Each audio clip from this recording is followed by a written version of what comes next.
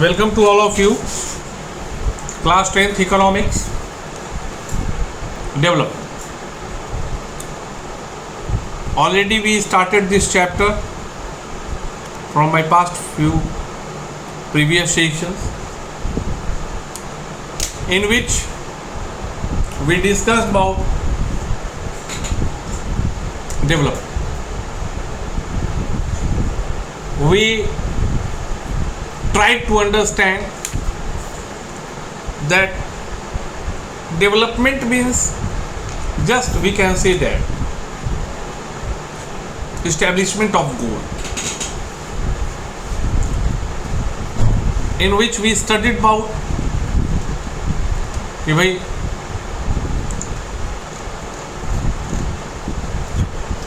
जो landless rural labours होते हैं, लेबर होते हैं, उनका डेवलपमेंट गोल क्या है, एक प्रोस्पेरस फार्मर का डेवलपमेंट गोल क्या है, kind of that, in which I gave an assignment to complete 1.1. चलो, actually it's bottom line fact, it's completely true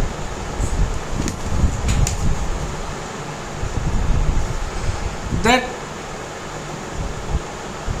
the parameter of development varies. The parameter of development varies with respect to man to man. वो हर व्यक्ति के लिए अलग अलग. किसी को 1000 से लाख का विकास करना है, किसी को लाख से करोड़ का विकास करना है, किसी को करोड़ से बिलियंस का विकास करना है. They are setting their own standard of development and it's the fact. यही सही है, जिस चीज को कि आप नकार नहीं सकते.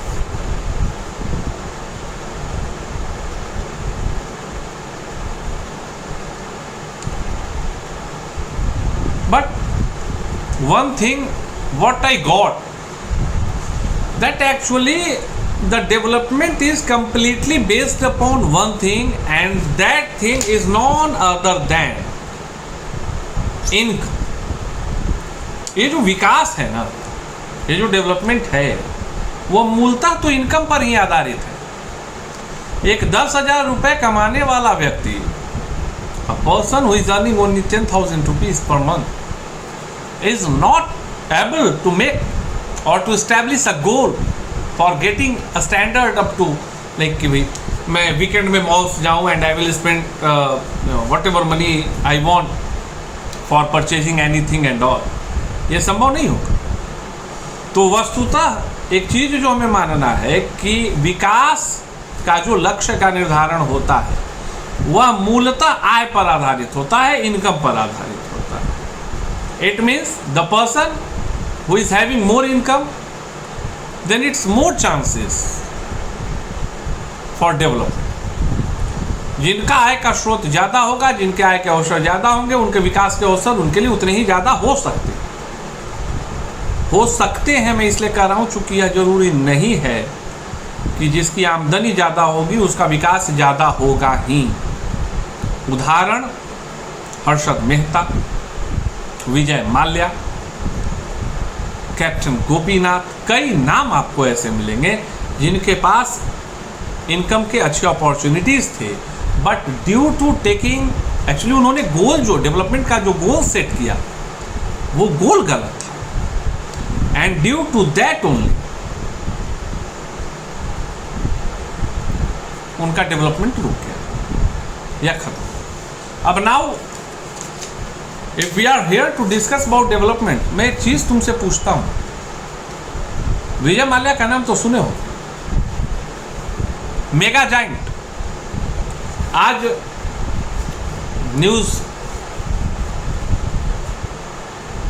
रिपोर्टर जो होते हैं नाम लेकर बोलते हैं विजय माल्या भाग गया, लेकिन क्या आप जानते हैं कि यही वो विजय माल्या थे जिसने कभी किसी जमाने में भारत के तरफ से, चूँकि कई जगह ऐसी संधियां हैं कि भारत के किन्हीं व्यक्ति का धरोहर अगर कहीं नीलाम हो रहा है तो उसमें सरकार शामिल नहीं हो सकती है, तो ऐसी परिस्थिति में कभी इन्होंने गांधी जी के चश्मे को लाया भारत की मर्यादा को बचाने के लिए, कभी टीपू सुल्तान की तलवार को लाया। मतलब इस बंदे में कभी ना कभी हमें राष्ट्रवाद देखने को मिला। लेकिन गलती हुई। अल्कोहल सेक्शन में Kingfisher was a famous brand. From that, he started his journey in aviation industry, Kingfisher Airlines. I am going to tell it to you that ask it to your parents. अगर किसी के परिवार बाहर रह रहे हैं तो पूछना, आज से 10-15 साल पहले की बात है। किंगफिशर एयरलाइंस में ट्रेवल करना लोगों का सपना होता था। That airlines was known for his luxury system. वो अपने एकदम शान शौकत वाले व्यवस्था के लिए जाने के। बट वॉट, वो इंटरनेशनल फ्लाइट सब कुछ अच्छा चला था, कहीं कोई दिक्कत नहीं। डेवलपमेंट का गोल अच्छा चल रहा था। They set a good goal development, but he did a mistake. He bought a local airlines, Deccan, Air Deccan, that was under another firm. उसको इन्होंने खरीद लिया। Good thing, expansion of business, definitely good thing. But what he did, he merged that to aviation industry. उन्होंने उन दो जो विमान सेवाएं कंपनी थी उसको मिला दिया। एंड फ्रॉम दैट टाइम उनका गोल गलत था। जो चीज़ें आपके लिए प्रॉफिट जनरेट कर रही हैं उसको आप एक वैसे सेगमेंट से परचेज कर नहीं मिला सकते हैं जो लॉस में। कारण क्या हुआ, एक सेगमेंट था, मान लो 100 रुपए के आमदनी में प्रॉफिट में, और ये इस पर 200 रुपए या 90, 100, 110, 120 रुपए खर्च हो रहे हैं, मतलब लॉस में। अगर आप दोनों को मिला देते हैं then what will be the scenario, 20% ultimate loss. आपने जनरेट किया 100 रुपए, लॉस करने पड़े आपको 120 रुपए, और वो तो अब एक ब्रांड का हो रहा है और उससे ब्रांड का रेपो खराब होता है। And from there the bad time started of Vijay, और फिर मौका नहीं। तो गोल्स ऐसा नहीं होता है कि हमेशा सकारात्मक ही होते हैं। डेवलपमेंट गोल्स जो सेट किए जाते हैं based upon the income might be possible कि गलत हो। And for that it's my request that different goal रखो, but don't try to mix your goals. हर चीज़ों को मिलाकर रखने की आवश्यकता नहीं होती। हर चीज़ का एक अलग पैरामीटर होता है, एक अलग सब स्टैंडर्ड होता है, तो उस चीज़ों को रखना चाहिए। And one more thing that बहुत सारे लोग आपको ऐसे भी मिल जाएंगे that they are having very good source of income but they didn't bought a single area of land. तो ऐसा भी नहीं है कि वी कैन से दैट कि भाई अगर धन आएगा तो डेवलपमेंट के गोल होंगे, नहीं ऐसी बात नहीं। It's not true. It depends upon the mentality, the nature and the foresight vision of the people. Those are responsible for setting up a development goal for themselves.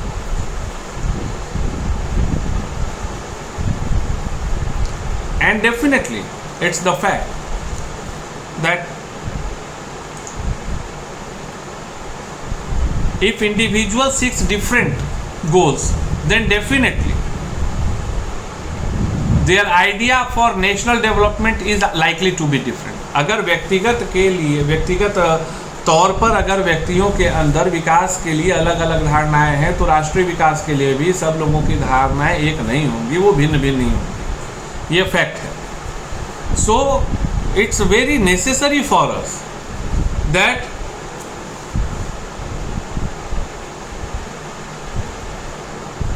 it's truth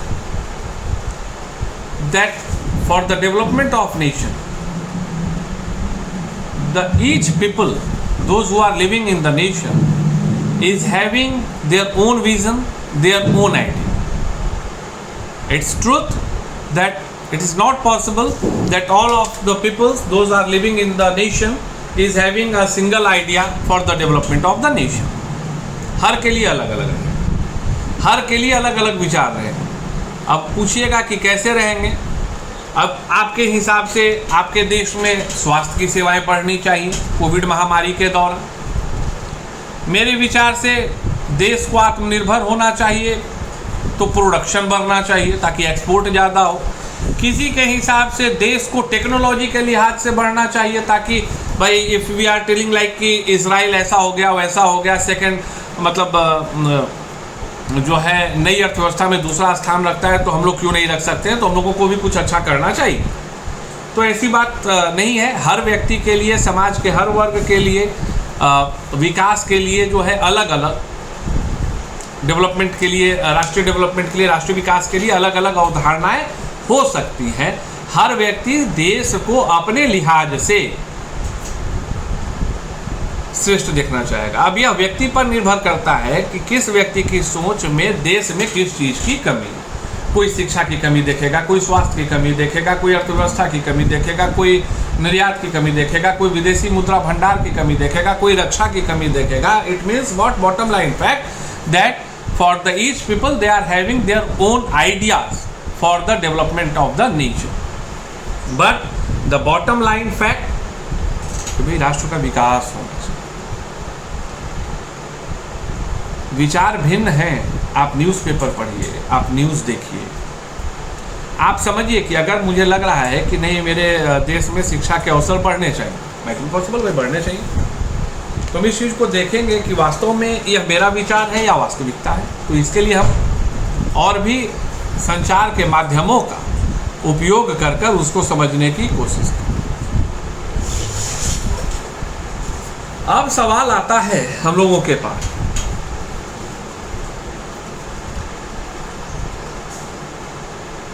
America विकसित है,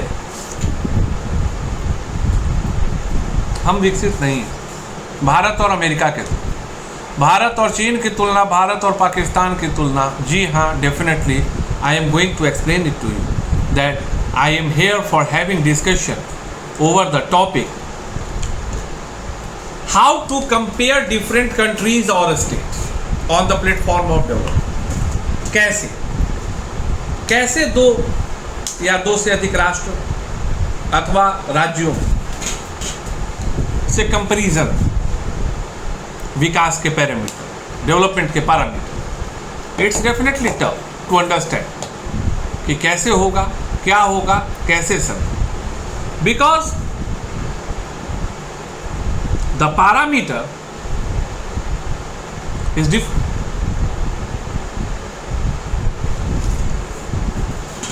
I am going to give you an example.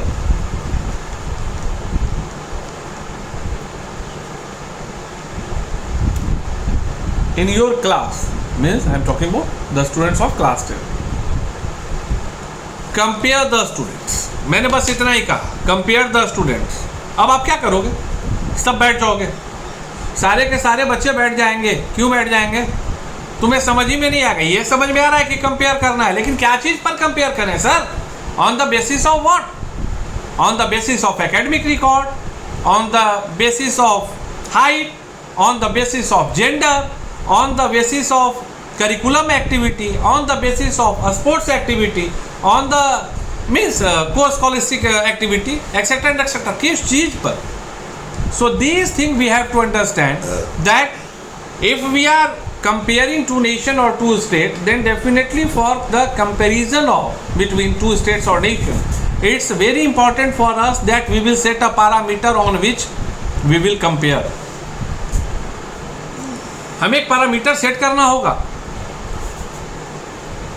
either technology, either economy, either democracy, either lifestyle, either happiness index।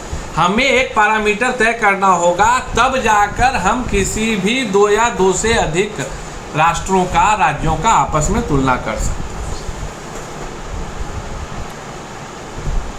We are not, it's not possible that we will compare two nations on the basis of average income।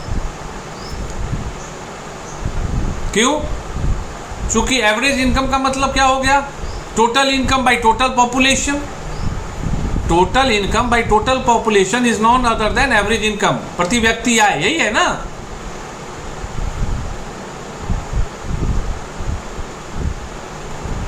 अब उसमें आप बड़ी आबादी वाले अगर देश को लें तो बड़े आदमी के भी आय और छोटे आदमी के भी आय को डिवाइड तो कर दिया गया, लेकिन it is not real scenario. एक टोटल आय निकालने के लिए अंबानी के साथ हमें भी जोड़कर और एक देश की और एक जगह की जो है कुल आय अगर प्रति व्यक्ति आय निकाल दिए, इसका मतलब मंदिर के बाहर बैठने वाले भिखमंगे को के पास उतने पैसे नहीं है। It means that situation is completely fake, क्योंकि प्रति एक व्यक्ति जो है 2000 रुपये या 5000 रुपये या 10,000 रुपये की आय है। भाई वो सिनेरियो है, वो आकलन सही नहीं। लेकिन आज के समय में फ्रॉम 2012 ऑनवर्ड तो बहुत ज़्यादा पर कैपिटा इनकम को एक कंपैरिजन के लिए between two nation and state whatever एक बहुत बड़ा आधार रखा गया, जिसके आधार पे एक चार्ट, एक स्लैब बनाया गया। आप गौर से अब सुनिएगा, जिस चीज़ से मैं इत्तेफाक नहीं रखता हूँ उसी को आधार बनाकर आपकी किताब के अनुसार एक स्लैब बनाया गया। पर कैपिटा इनकम मीन्स, पहला चीज क्लियर करो, total income of the nation by divided by total population. याद रखना, कुल आय बटा कुल जनसंख्या प्रति व्यक्ति आय है, करेक्ट। अब पॉइंट 2, इसके आधार पे कुछ स्लैब बनाया गया, इसके आधार पे कुछ स्लैब बनाया गया on the behalf of 2010 data related to 2010। And what was the slab? कि भाई वह हर देश जिसके प्रति व्यक्ति आय, वह हर देश जिसका per capita income average 12,276, data should be hearable and clear to you, वह देश जिसके प्रत्येक व्यक्ति की औसत आय $12,276 प्रति वर्ष हो। इफ पर capita income, average income will be $12,276 per annum, per month नहीं, पर एनम, उसको डेवलप कंट्री के अधीन रखा जाएगा। उसको क्या रखा जाएगा? डेवलप कंट्री के अधीन रखा जाएगा। और जिसको, जिस देश में पर कैपिटा इनकम लेस देन 1,005, 12,276 से ऊपर जो रहेगा वो हो गया डेवलप कंट्री। 12,275 से लेके नीचे आते आते 1,006 तक अगर पर कैपिटा इनकम है तो उसको developing country. And below than $1,005 पर एनम तो उसको निम्न आय वाला देश बोला जाएगा। उसको क्या बोला जाएगा? निम्न आय वाला देश बोला जाएगा। निम्न आय वाला देश बोला जाएगा मतलब क्या है?